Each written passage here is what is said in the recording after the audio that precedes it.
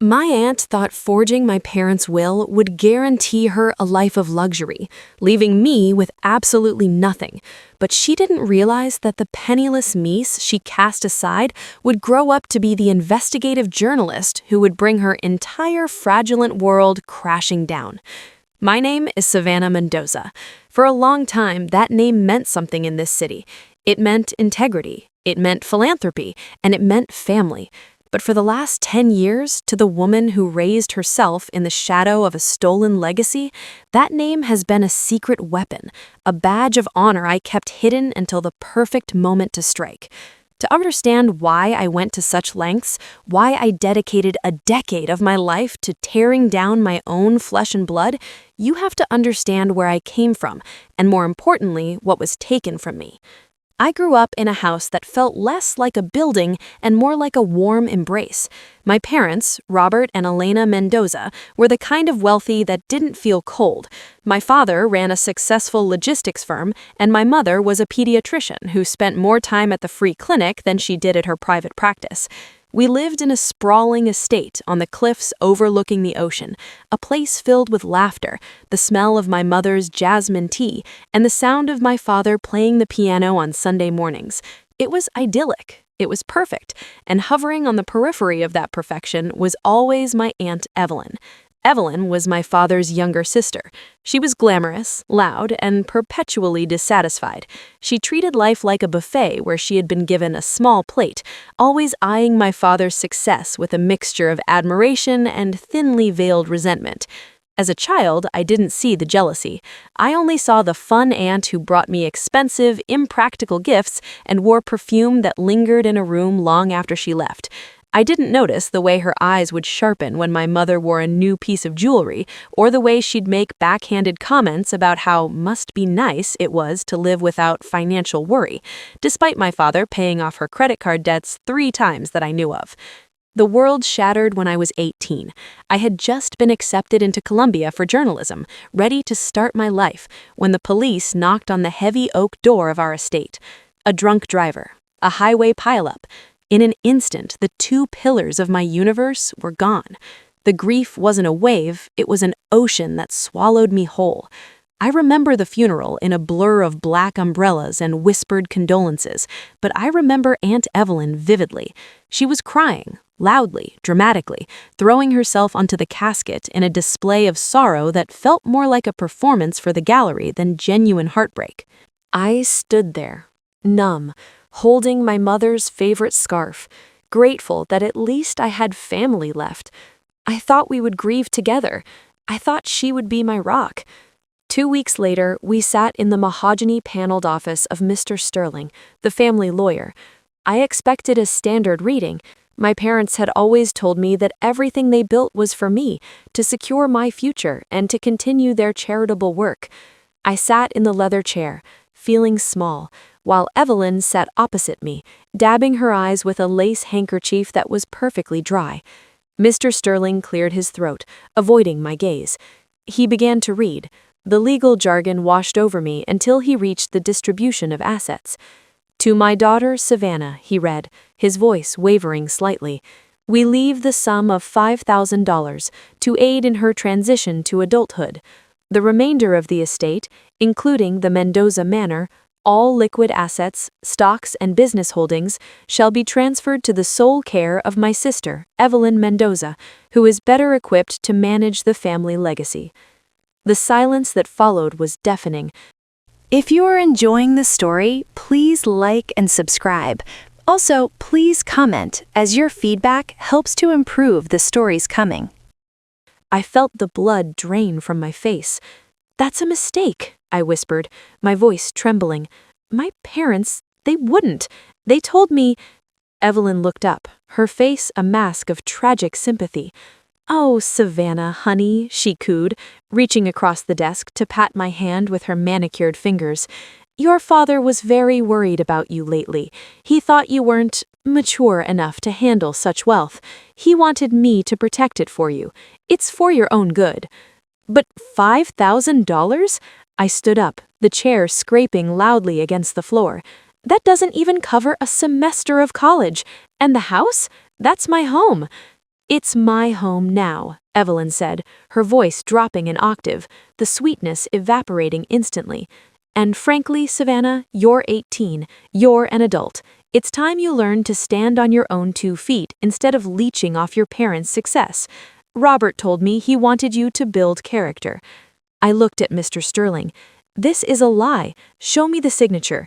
When he turned the document around, I stared at the scrawl at the bottom.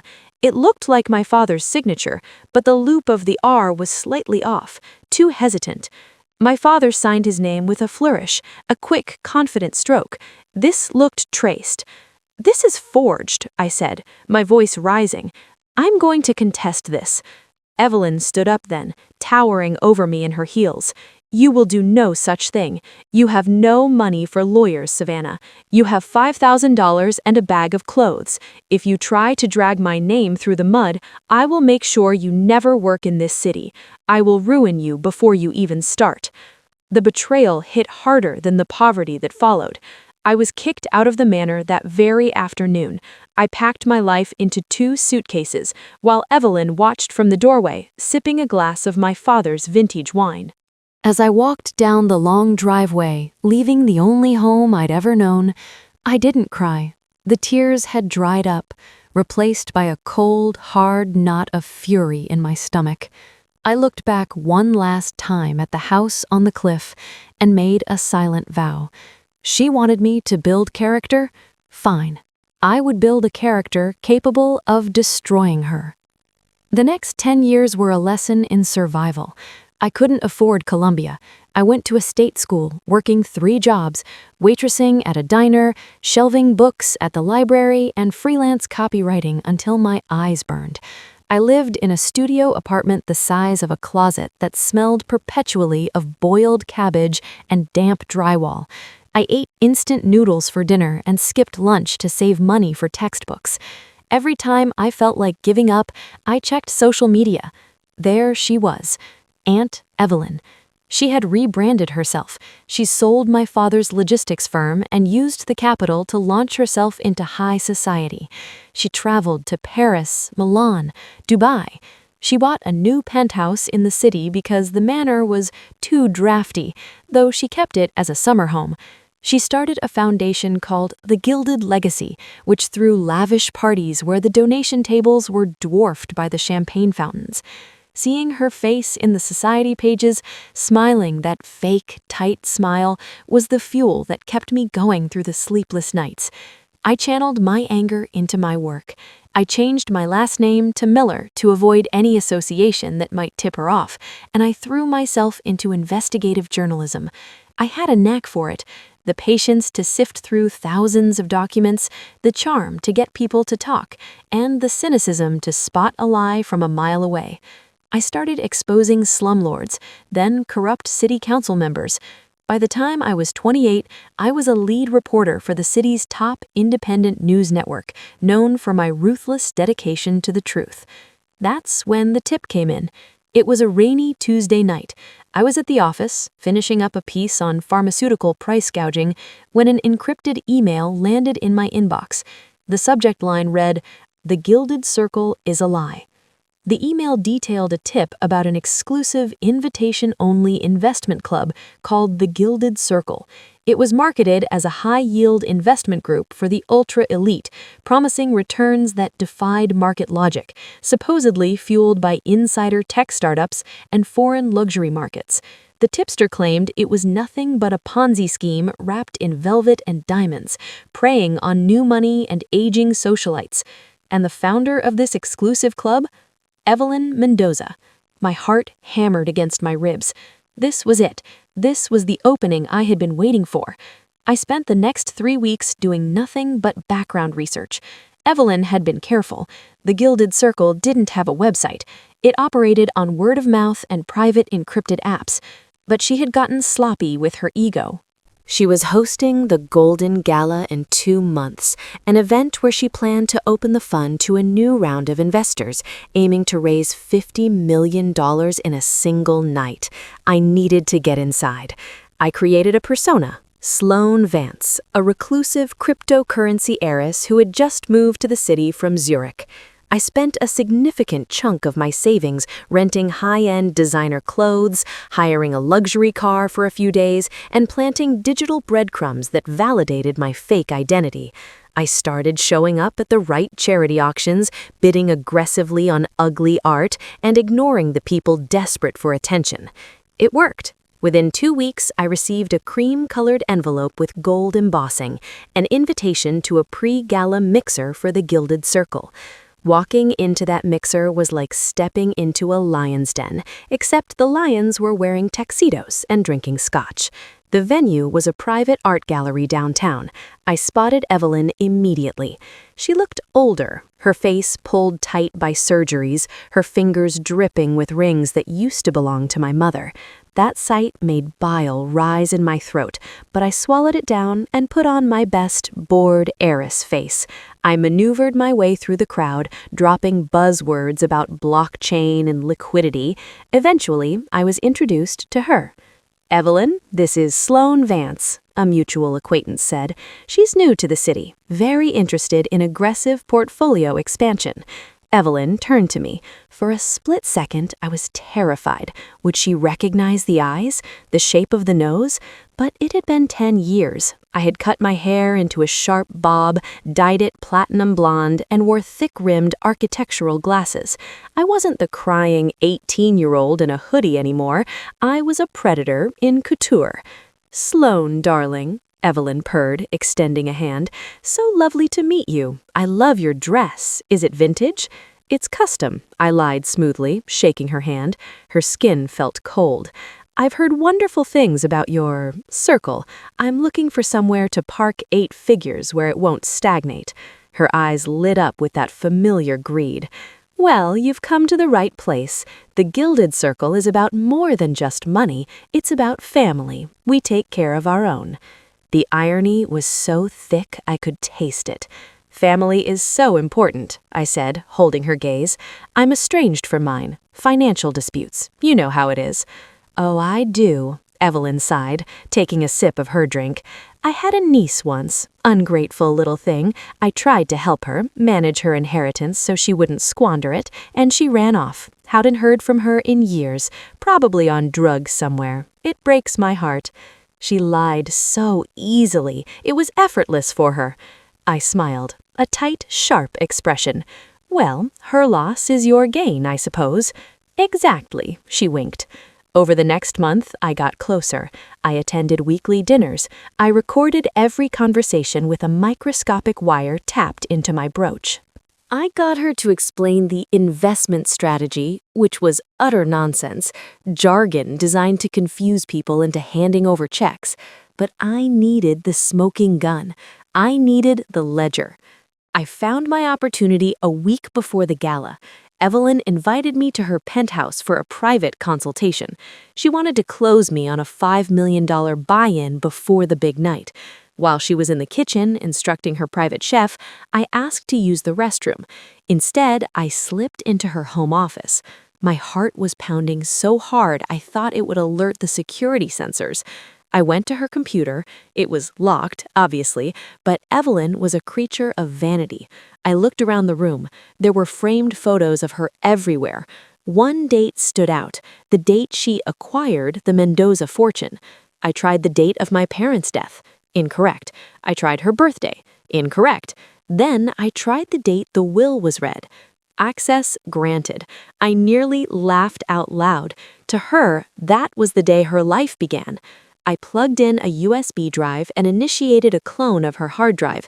It took 3 agonizing minutes. I could hear her heels clicking on the marble floor outside. "Sloane, everything all right?" she called out. "Just fixing my makeup," I shouted back, pulling the drive out just as the progress bar hit 100%. I slipped it into my bra and flushed the toilet for effect. I walked out, adrenaline coursing through my veins like electricity. Back at my apartment, I analyzed the data. It was worse than a Ponzi scheme. She was using the new investments to pay for her lifestyle directly, the penthouse, the cars, the trips, and paying dividends to older investors using the principal from the new ones. But I found something else.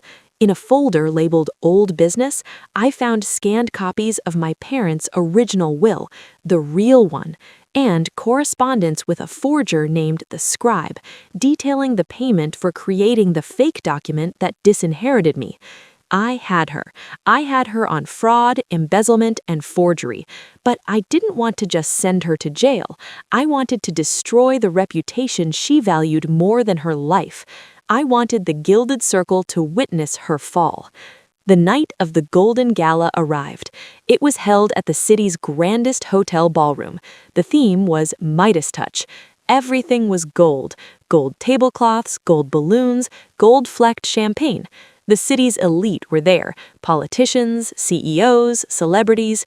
Evelyn was in her element, wearing a gold sequined gown that looked like armor, holding court in the center of the room. I arrived late, wearing a simple black dress. I wasn't Sloane Vance tonight. I was Savannah Mendoza. I had already sent the evidence to the district attorney and the FBI that morning, but I had one last performance to give. The lights dimmed, a spotlight hit the stage. Evelyn walked up to the microphone, beaming. "Welcome, friends, visionaries, members of the Circle," she began, her voice amplified across the silent hall. "Tonight, we celebrate prosperity. We celebrate the legacy we are building.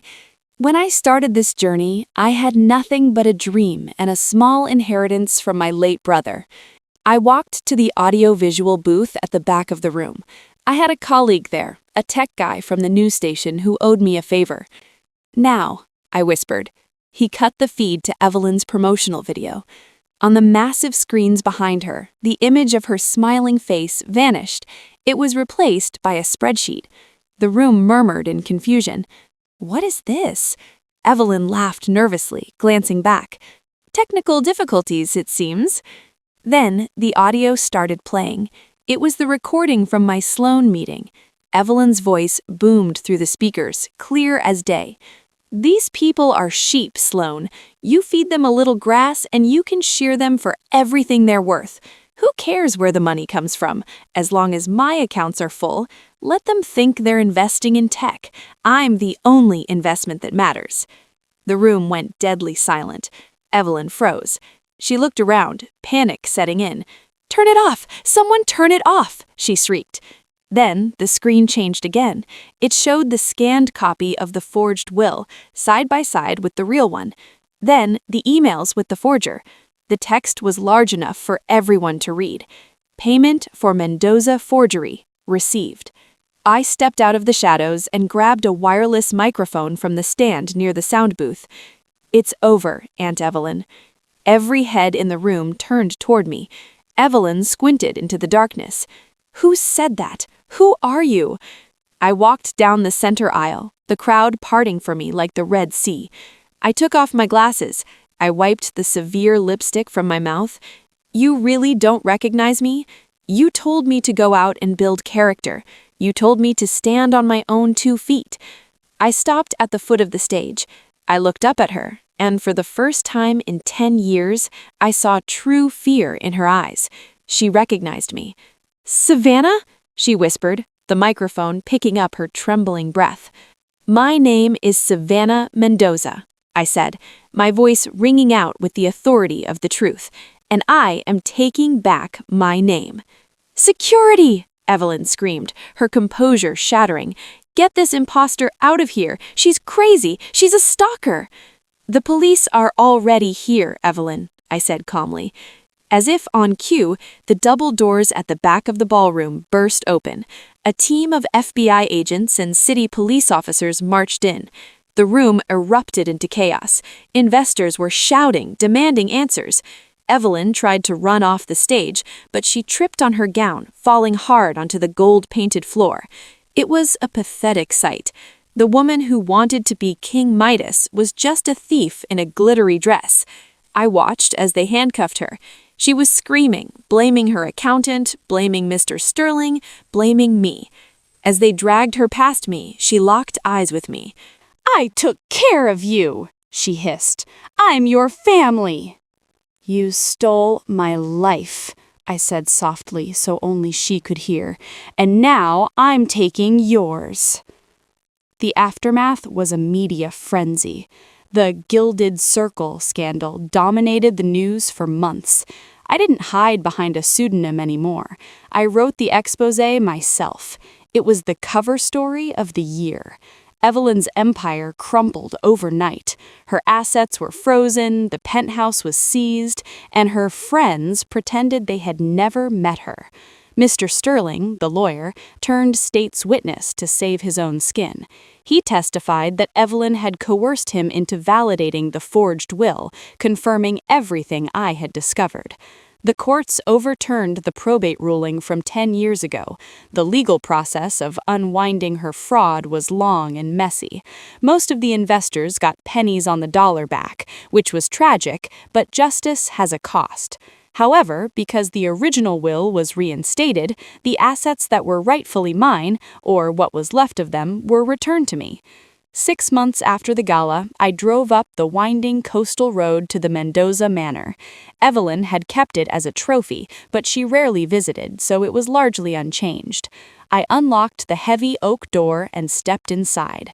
The house was quiet. It smelled dusty and stale, lacking the scent of my mother's jasmine tea. I walked through the foyer, past the grand piano that hadn't been played in a decade. I ran my hand along the banister. It felt surreal. I was back. I was wealthy again. I had the house, the land, and enough recovered funds to live comfortably for the rest of my life. But as I stood in the center of the living room, looking out at the ocean, I realized that the satisfaction didn't come from the money. It didn't come from the house. It came from the letter I had received that morning from the Department of Corrections. Evelyn had pleaded guilty to multiple counts of wire fraud, forgery, and grand larceny. She was sentenced to 25 years in federal prison. She would be an old woman by the time she saw the sky without bars across it. I walked into the kitchen and put a kettle on the stove. I pulled a mug from the cupboard, one of the old ones that Evelyn hadn't bothered to throw away. It had a chip in the rim. I remembered chipping it when I was 12 and my dad laughing and saying it gave the mug character. I sat by the window as the sun began to set, painting the sky in hues of purple and gold. Real gold, not the cheap, flashy kind Evelyn loved. I had spent 10 years fueled by hate, driven by a need for vengeance, and I had achieved it. I had destroyed her empire brick by brick. But now, sitting in the silence of my reclaimed home, I felt something else. I felt a weight lifting off my chest. The anger was gone. The need for revenge was gone. All that was left was the truth. I pulled out my laptop and opened a blank document. I had one more story to write, not about fraud or crime or scandal, but about Robert and Elena Mendoza, the people who built this house with love and whose legacy was finally, truly safe. My name is Savannah Mendoza, and I am finally home.